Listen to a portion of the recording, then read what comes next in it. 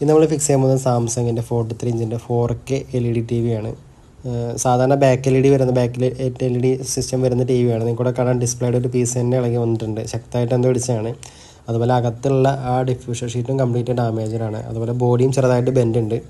ഏകദേശം ഒരു 33,000 രൂപയോളം ടി വിക്ക് വില വരുന്നുണ്ട്. അപ്പോൾ ഷോറൂമിൽ ചോദിച്ച സമയത്ത് ഏകദേശം ഒരു 70% വില ഇത് റീപ്ലേസ് ചെയ്യാനാവുന്നുണ്ട്. അതായത് അവർ മാറുന്ന ഈ കംപ്ലീറ്റ് ബോഡി അടക്കമാണ്. അതായത് ഡിസ്പ്ലേ ആണ് മാത്രമാണ് അതിന് പൊട്ടിയിരിക്കുന്നത്. പക്ഷേ അവർ കമ്പനി മാറുമ്പോൾ ആ ഫുൾ എൻ്റയർ ബോഡി ആയിട്ട് മാറും. അപ്പോൾ നമ്മൾ അങ്ങനെ ചെയ്യുന്ന സമയത്ത് നമ്മൾ അതിനകത്ത് കംപ്ലൈൻറ്റ് ഇല്ലാത്ത LED ആ ഒരു ബോഡിയുടെ പൈസ നമ്മൾ കൊടുക്കേണ്ടി വരുന്നത്. അപ്പോൾ അതൊന്നും ഇല്ലാതെ തന്നെ നമുക്ക് ഡിസ്പ്ലേ പൊട്ടിയിരിക്കുന്ന ആ പാർട്ട് മാത്രമായിട്ട് നമുക്ക് മാറാം.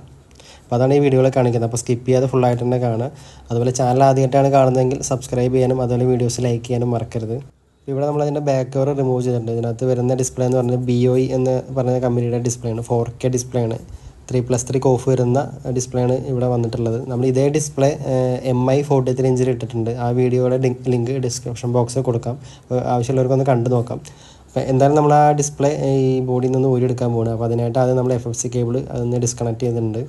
അപ്പോൾ സാംസങ്ങിൻ്റെ മുമ്പുണ്ടായിരുന്ന മോഡലിലൊക്കെ ഫുൾ HDയിലൊക്കെ ചിലത് PT കുറച്ച് ഗ്രേഡ് കുറഞ്ഞ ഡിസ്പ്ലേ ആണ് വന്നിട്ടുള്ളത്. പക്ഷേ ഈ മോഡലിൽ നല്ല ഡിസ്പ്ലേ ആണ് വന്നിട്ടുള്ളത്. അതായത് BOEയുടെ 4K ഡിസ്പ്ലേ ആണ് വന്നിട്ടുള്ളത്. അപ്പോൾ എന്തുകൊണ്ട് നല്ല അടിപൊളി ഡിസ്പ്ലേ ആണ്. പക്ഷേ ഇവിടെ അത് കംപ്ലീറ്റ് ആയിട്ട് പൊട്ടിയിട്ടുണ്ട്. അതുപോലെ ബോഡി മേലെ ടോപ്പ് സൈഡിൽ കാണാൻ ബെൻഡായിട്ട് നന്നായിട്ട്. അപ്പോൾ നമ്മൾ ആ ഒരു ഡിഫ്യൂഷർ ഷീറ്റും അതുപോലെ ഡിസ്പ്ലേ ഇവിടെ മാറുന്നുണ്ട്. ബോഡി നമ്മൾ ബെൻഡ് അത് നിവർത്തിയിട്ടാണ് ശരിയാക്കുന്നത്. കാരണം ബോഡിയായിട്ട് മാറുന്ന വലിയൊരു എക്സ്പെൻസിലോട്ട് പോകും. പക്ഷേ അതിൻ്റെ ആവശ്യമില്ല. നമ്മൾ ആ പോയിരിക്കുന്ന പാർട്ടുകൾ മാത്രമേ ഇവിടെ മാറുന്നുള്ളൂ. അപ്പോൾ അതിനായിട്ട് നമുക്ക് അതിൻ്റെ സ്പീക്കറും അതുപോലെ ആ ബോട്ടം സൈഡിലുള്ള ഒരു കവറൊക്കെ നമ്മൾ റിമൂവ് ചെയ്ത് മാറ്റിയിട്ടുണ്ട്. ശേഷം ആ സാംസങ്ങിൻ്റെ ലോഗോ ഉള്ള ആ ബോട്ടം സൈഡിലുള്ള ആ ബീഡിങ് കൂടെ നമ്മൾ ചെറിയ സ്റ്റാറിൻ്റെ സ്ക്രൂ ഡ്രൈവർ വെച്ചിട്ട് റിമൂവ് ചെയ്ത് മാറ്റുന്നുണ്ട്. ഫ്രെയിംലെസ് ടീവുകളെല്ലാം തന്നെ ഇത്തരത്തിൽ ഡബിൾ സൈഡ് ടൈപ്പ് ഉപയോഗിച്ചിട്ടാണ് ബോഡിയായിട്ട് അറ്റാച്ച് ചെയ്തിട്ടുള്ളത്. അപ്പോൾ ഇത്തരത്തിൽ തിന്നായിട്ട് ഫിലിം വെച്ചിട്ടാണ് റിമൂവ് ചെയ്തെടുക്കാറ്. ഡിസ്പ്ലേയും അതുപോലെ ഇൻറ്റേർണൽ വരുന്ന ഡിഫ്യൂഷൻ ഷീറ്റും നല്ല രീതിക്ക് തന്നെ ഡാമേജ് ആയിട്ടുണ്ട്. അതുപോലെ ഡിസ്പ്ലേ പൊട്ടിയപ്പോൾ അതിൻ്റെ കുറേ പൊടിയും ഡസ്റ്റും കാര്യങ്ങളൊക്കെ ആ ഷീറ്റിനകത്തുണ്ട്.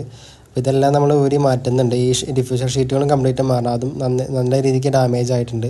അപ്പോൾ അത് മാറുന്നതിന് മുമ്പായിട്ട് ആ പാനിലിരിക്കുന്ന ആ ഒരു ബീഡിങ് ബ്ലാക്ക് കളറുള്ള ഒരു ബീഡിങ് നമ്മൾ ഇത്തരത്തിൽ അഴിച്ചെടുക്കുന്നുണ്ട്. ഈ ഒരു ഷീറ്റ് നമുക്ക് പുതുതായിട്ട് കിട്ടില്ല. അത് നമ്മൾ വേറെ TVയുടെയാണ് യൂസ് ചെയ്യുന്നത്. ഇപ്പോൾ നിങ്ങൾക്ക് ഇവിടെ കാണാം ആ പുറമെയുള്ള 2 ഷീറ്റ് മാറി ഏറ്റവും അടിയിൽ വരുന്ന ഡിഫ്യൂഷൻ ഷീറ്റ് കട്ടിയുള്ളതും നന്നായിട്ട് പൊട്ടിയിട്ടുണ്ട്. അപ്പോൾ അതും നമുക്ക് മാറേണ്ടതുണ്ട്. ഇത്തരത്തിലുള്ള ഷീറ്റുകൾ ഒരിക്കലും നമുക്ക് പുതുതായിട്ട് വാങ്ങിക്കാൻ കിട്ടില്ല. അത് നമ്മൾ ഒന്നെങ്കിൽ വേറെ TVയിൽ നിന്ന് കട്ട് ചെയ്തിടുകയോ അല്ലെങ്കിൽ വേറെ സെയിം മോഡലിൽ നിന്ന് ഇടുകയോ ചെയ്യാറ്. ഇപ്പോൾ നിങ്ങൾക്ക് ഇവിടെ കാണാം ആ ബോഡി നല്ല രീതിക്ക് ബെൻഡായിട്ടുണ്ട്. അതുപോലെ LED ചെറിയൊരു ബെൻഡ് ഉണ്ട്. അപ്പോൾ ഈ 2 ബെൻഡും നമ്മൾ LED എല്ലാ പാർട്സും അഴിച്ചെടുത്തിട്ട് നോർമലി എങ്ങനെയാണ് ബെൻഡ് മാറ്റുന്ന ആ രീതിയിൽ നമ്മൾ മാറ്റിയെടുക്കുന്നുണ്ട്. ഇത്തരത്തിൽ ബെൻഡായിട്ടുള്ള നിവർത്തുമ്പോൾ നമ്മൾ അതിനകത്തുള്ള പാർട്സുകളൊക്കെ അഴിച്ചെടുക്കേണ്ടതുണ്ട്. കാരണം അല്ലെങ്കിൽ ആ പാർട്സിനൊക്കെ ഡാമേജ് വരാൻ സാധ്യതയുണ്ട്.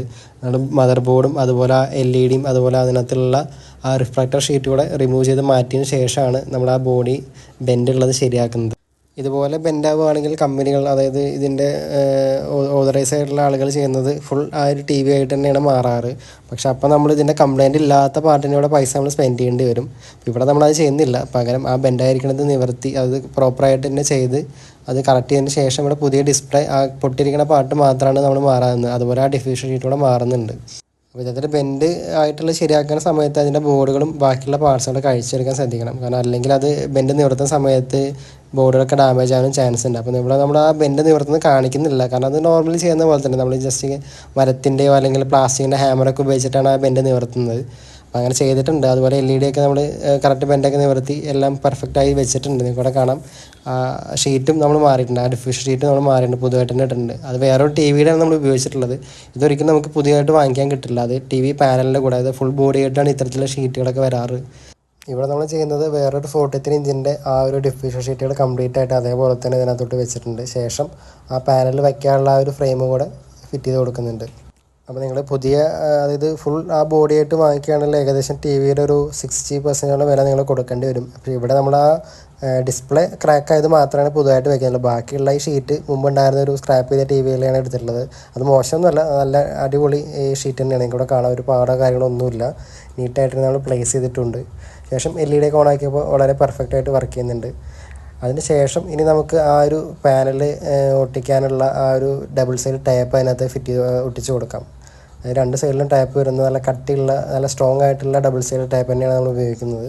ഇത് നല്ല ടൈപ്പല്ല ഉപയോഗിച്ചിട്ടുണ്ടെങ്കിൽ ഉറപ്പായിട്ട് ഡിസ്പ്ലേ ഇളകി വരാനൊക്കെ സാധ്യതയുണ്ട്. നമ്മൾ എല്ലാ വീഡിയോസിലും പറയുന്നതാണ് ഇത്തരത്തിൽ ഫ്രെയിംലെസ് ടി വികൾ അറ്റാച്ച് ചെയ്യുമ്പോൾ നല്ല ക്വാളിറ്റി ഉള്ള ടൈപ്പ് തന്നെ ഉപയോഗിക്കണം എന്നുള്ളത്.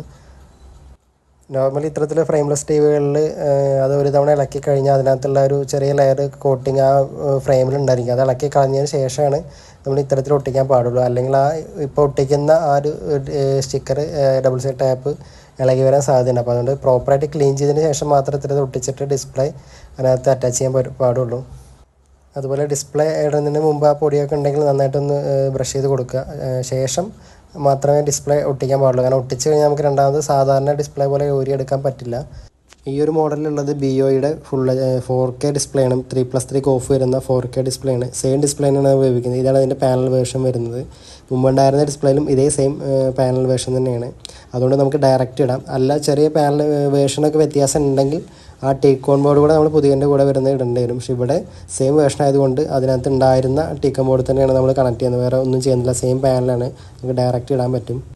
ഇപ്പോൾ ഇവിടെ നമ്മൾ പാനൽ ഇൻസ്റ്റാൾ ചെയ്യാൻ പോവുകയാണ്. നിങ്ങൾക്ക് ഇവിടെ കാണാം. വളരെ ശ്രദ്ധിച്ചിട്ടാണ് പാനലൊക്കെ മാറുന്നത്. അപ്പോൾ നേരത്തെ മുമ്പ് പോസ്റ്റ് ചെയ്ത വീഡിയോസിനകത്ത് ഒരു ചേട്ടൻ കമൻറ്റ് ഇട്ടിട്ടുണ്ടായിരുന്നു, ഇങ്ങനെ വീഡിയോസ് കണ്ടിട്ട് LED ലൈറ്റ് മാറുമ്പോൾ ഡിസ്പ്ലേ പൊട്ടിപ്പോയെന്നില്ല. അപ്പോൾ ഇത്തരത്തിൽ വീഡിയോ കണ്ടതിന് ശേഷം ആരോടും ഒരിക്കലും റെക്കമെൻഡ് ചെയ്യാറില്ല. നിങ്ങൾ വീട്ടിൽ സ്വയം ചെയ്ത് നോക്കണം, അതിനുള്ളൊരു വീഡിയോ ആണെന്ന് ഒരിക്കലും പറയാറില്ല. ഒരു അവയർനെസ് പോലെയാണ് ഇത്തരത്തിലുള്ള വീഡിയോ കൊണ്ട് ഉദ്ദേശിക്കുന്നത്. നിങ്ങൾ പ്രോപ്പറായിട്ടുള്ള സാധനങ്ങളാണ് മാറിയിട്ടുള്ളത്, എന്താണ് കംപ്ലയിൻറ്റ്, എന്തുകൊണ്ട് ഇങ്ങനെ വരുന്നു, അത് മാത്രമാണ് ഈ വീഡിയോ കൊണ്ട് ഉദ്ദേശിക്കുന്നത്. അതായത് ഒരു വീഡിയോ കൊണ്ടുകൊണ്ട് ഒരിക്കലും നമുക്ക് ഈ കാര്യം പഠിക്കാൻ പറ്റില്ല. അതൊരു ഫാക്റ്റാണ്, അത് മനസ്സിലാക്കി വയ്ക്കുക. അതുപോലെ ഇത് ആർക്കും പഠിച്ചെടുക്കാൻ പറ്റില്ലെന്നുള്ള അഭിപ്രായമില്ല. പ്രാക്ടീസ് ചെയ്ത് ആർക്കായാലും പഠിച്ചെടുക്കാം. ഞാനും അത്തരത്തിൽ വന്ന ഒരാളാണ്. അപ്പോൾ അങ്ങനെ പ്രാക്ടീസ് ഇല്ലാതെ നമ്മളിത് അഴിക്കുന്ന സമയത്ത് ഉറപ്പായിട്ടും ഡാമേജ് വരുന്നുള്ള ഷുവറാണ്. അപ്പോൾ അതുകൊണ്ട് ഈ ഒരു വീഡിയോ കണ്ടതിന് ശേഷം ഒരിക്കലും ഈ ഒരു കാര്യത്തിൽ നിങ്ങൾ ഒരിക്കലും റിസ്ക് എടുക്കരുത്. ഡിസ്പ്ലേയുടെ കാര്യത്തിൽ ഒരിക്കലും റിസ്ക് എടുക്കരുത്. ആ ഡിസ്പ്ലേ പൊട്ടിക്കഴിഞ്ഞാൽ മനസ്സിലാക്കാൻ നല്ലൊരു എക്സ്പെൻസിലോട്ട് അത് പോകും. അപ്പോൾ ആ ഒരു കമൻറ്റിലുള്ള ഒരു റിപ്ലൈ ആയിട്ട് കൂട്ടിയാൽ മതി. ഇത് വളരെ റിസ്ക് ആയിട്ടുള്ളൊരു കാര്യമാണ് ഡിസ്പ്ലേ മാറുന്നതും അതുപോലെ അതുമായിട്ടുള്ള കുറച്ച് വർക്കുകളൊക്കെ വളരെ കെയർഫുള്ളായിട്ട് ചെയ്യുന്നൊരു വർക്കാണ്. അപ്പോൾ വീഡിയോസിൽ കാണുമ്പോൾ ചില ഭാഗങ്ങൾ സ്കിപ്പ് ചെയ്ത് കാണിക്കുന്നത്, അത് കുറച്ച് സ്പീഡായിട്ട് കാണിക്കുന്നുണ്ട്. അപ്പോൾ അതുകൊണ്ട് അതൊരിക്കലും ഈസിയാണെന്ന് വിചാരിക്കരുത്. ഇവിടെ നമ്മൾ ആ പാനൽ ഡബിൾ സൈഡ് ടൈപ്പ് വെച്ച് നന്നായിട്ട് ഒട്ടിച്ചിട്ടുണ്ട്. ശേഷം അടിയിലുള്ള ലോഗോ ഉള്ള ബീഡിങ് കൂടെ പ്രോപ്പറായിട്ട് ഫിറ്റ് ചെയ്ത് കൊടുക്കുന്നുണ്ട്. ഇത്തരത്തിൽ എഡ്ജ് LED TVകളുടെ ഡിസ്പ്ലേ മാറുന്നത് ഇതേപോലെ തന്നെ. അതായത് ഇതിപ്പോൾ നമ്മൾ മാറുന്നത് ഡയറക്റ്റ് LED സിസ്റ്റമുള്ള LED ആണ്. അതുപോലെ എഡ്ജ് LED ആകുമ്പോൾ ഇതേപോലെ തന്നെ മാറാം. പക്ഷേ അതാകുമ്പോൾ കുറച്ചുകൂടെയൊക്കെ ഇതിനേക്കാൾ ഒന്നുകൂടെ ശ്രദ്ധിക്കണം. കാരണം എഡ്ജ് ആയതുകൊണ്ട് തന്നെ വളരെ സ്ലിം ആയിട്ടുള്ള ബോഡിയും അതുപോലെ ലോക്കുകളും കാര്യങ്ങളൊക്കെ ഉണ്ടായിരിക്കും. അത് വളരെ ഇമ്പോർട്ടൻ്റ് ആണ്. ഇതിനേക്കാളും കുറച്ചുകൂടെ കെയർഫുള്ളായിട്ട് ചെയ്യേണ്ട ഒരു വർക്കാണ് എഡ്ജ് LEDകളുടെ ഡിസ്പ്ലേ മാറുന്നത്. ഇവിടെ നമ്മൾ ഡിസ്പ്ലേ കണക്ട് ചെയ്തിട്ടുണ്ട്. ശേഷം ടീക്കോൺ ബോർഡിലോട്ട് അതിൻ്റെ FFC കേബിളും അതുപോലെ സ്കെയിലാർ ബോർഡിലോട്ട് കണക്ട് ചെയ്ത് കൊടുത്തിട്ടുണ്ട്. സെയിം ടീക്കോൺ ബോർഡിന് നമ്മൾ ഉപയോഗിക്കുന്നത്, വേറെ മാറ്റമൊന്നുമില്ല. സെയിം ഡിസ്പ്ലേ ആയതുകൊണ്ട് ടീക്കോൺ ബോർഡ് മാറ്റേണ്ട ഇതൊന്നും വന്നിട്ടില്ല. ഇതിന് മുമ്പുണ്ടായിരുന്ന സെയിം ഡിസ്പ്ലേ തന്നെയാണ്, അതേ വേർഷൻ തന്നെയാണ് നമ്മൾ ഉപയോഗിക്കുന്നത്. നിങ്ങൾക്കിവിടെ കാണാൻ മുമ്പുണ്ടായിരുന്ന ഡിസ്പ്ലേയുടെ ആ ഒരു വേർഷൻ നിങ്ങൾക്ക് ചെക്ക് ചെയ്താൽ മനസ്സിലാവും. ലാസ്റ്റ് 3856 ആണ് വരുന്നത്. നമ്മൾ പുതിയ ഇടാൻ പോകുന്നതിനും സെയിം തന്നെയാണ് വരുന്നത്. ഇവിടെ കാണാം TV ഓണായി വന്നിട്ടുണ്ട്. കറക്റ്റാണ്. വേറെ മാപ്പിങ്ങോ അതുപോലെ മിററിങ്ങോ ഒന്നും വന്നിട്ടില്ല. പ്രോപ്പറായിട്ട് തന്നെ ഡിസ്പ്ലേ പിക്ചറൊക്കെ വന്നിട്ടുണ്ട്. ഇവിടെ കാണാം അതിൻ്റെ ലോഗോയും അതുപോലെ ബാക്കിയുള്ള മെനു, അതിൻ്റെ ഹോം പേജൊക്കെ വന്നിട്ടുണ്ട്. ഇനി അതുപോലെ പാനൽ മാറുമ്പോൾ ശ്രദ്ധിക്കേണ്ട മറ്റൊരു കാര്യം, അതിൻ്റെ സ്കെയിലാർ ബോർഡുകൾ പ്രോപ്പറായിട്ട് ബോഡിയായിട്ട് അറ്റാച്ച്ഡ് ഉള്ളതും കൂടെ ശ്രദ്ധിക്കണം. അപ്പോൾ നമ്മളങ്ങനെ ഇളകി വന്നിട്ടുണ്ടെങ്കിൽ അതെല്ലാം ഇതുപോലെ ഡബിൾ സൈഡ് അല്ലെങ്കിൽ നല്ല പശയുള്ള ടൈപ്പ് വെച്ചിട്ടോ അല്ലെങ്കിൽ ചിലതിന് ലോക്കുകൾ ഉണ്ടായിരിക്കും, അല്ലെങ്കിൽ ചെറിയ ബ്ലാക്ക് റബ്ബർ പോർഷൻ ഉണ്ടായിരിക്കും. അതിനകത്ത് ലോക്ക് വീണ് തരത്തിൽ തന്നെ ഫിറ്റ് ചെയ്യണം. അതില്ലാത്ത പക്ഷം നമ്മൾ ഇതുപോലെ ടൈപ്പ് ഉപയോഗിച്ചിട്ട് നന്നായിട്ട് തൊട്ടിച്ച് കൊടുക്കണം. അല്ലെങ്കിൽ ഷേക്ക് വരാനോ അല്ലെങ്കിൽ ഇളകി വരാനൊക്കെ സാധ്യതയുണ്ട്. അതിനുശേഷം നമ്മൾ ആ ബോട്ടം സൈഡിൽ വരുന്ന സ്പീക്കറിലുള്ള ആ ഒരു പ്ലാസ്റ്റിക്കിൻ്റെ പീസ് കൂടെ വെച്ച് കൊടുക്കുന്നുണ്ട്. അതിനുശേഷം സ്പീക്കറിൻ്റെ വയറും അതുപോലെ അതിൻ്റെ സെൻസറിൻ്റെ വയറൊക്കെ വൈഫൈ മൊഡ്യൂളിൻ്റെ വയറൊക്കെ കണക്ട് ചെയ്ത് കൊടുക്കുന്നുണ്ട് പ്രോപ്പറായിട്ടുണ്ട്. അത് ഫുള്ളായിട്ട് ഇറങ്ങിയിരിക്കണം. ചിലതിൽ പ്രോപ്പറായിട്ട് ഇറങ്ങിയിരുന്നില്ലെങ്കിൽ നെറ്റ് കണക്ഷൻ ഒന്നും കിട്ടാതെ വരും. ഇവിടെ അതൊക്കെ നമ്മൾ കണക്ട് ചെയ്ത് ബാക്ക് കവറോടെ ക്ലോസ് ചെയ്യാൻ പോവുകയാണ്. ഇതിലുണ്ടായിരുന്ന ആ ബെൻഡ് ഒരു തരത്തിലും ഇതിൻ്റെ പിക്ചർ ക്വാളിറ്റി അല്ലെങ്കിൽ പറഞ്ഞ LED ബ്രൈറ്റ്നസിനെ ബാധിക്കില്ല. അതുപോലെ നമ്മളത് ബെൻഡ് ശരിയാക്കിയിട്ടുണ്ട്. നിങ്ങൾക്ക് പിക്ചർ കാണുമ്പോൾ മനസ്സിലാവും. അതിൻ്റെ ഒരു ഷെയ്ഡുകളോ പാടൊന്നും അതിനകത്ത് കാണില്ല. വളരെ നീറ്റായിട്ട് തന്നെ നമ്മൾ ചെയ്തിട്ടുണ്ട്. അപ്പോൾ ഇത്തരത്തിൽ നമുക്ക് ആ പൊട്ടിയ ഭാഗം മാത്രമായിട്ട് ഇതുപോലെ മാറാൻ പറ്റുന്നതാണ് ഈ വീഡിയോ കൊണ്ട് ഉദ്ദേശിക്കുന്നത്. അല്ലാതെ നിങ്ങൾ വലിയൊരു എക്സ്പെൻസ് കൊടുത്ത് ആ TVയുടെ ഒരു 70% പൈസ കൊടുത്ത് അത് മാറേണ്ട കാര്യമില്ല. ഇവിടെ നിൽക്കണം നല്ലൊരു ഡിസ്പ്ലേനാണ് ഇതിനകത്ത് ഉപയോഗിച്ചിട്ടുള്ളത്, BOയുടെ ഡിസ്പ്ലേ 4K. അപ്പോൾ ഈ ഒരു മോഡൽ എല്ലാവർക്കും സജസ്റ്റ് ചെയ്യുന്നൊരു മോഡലാണ്.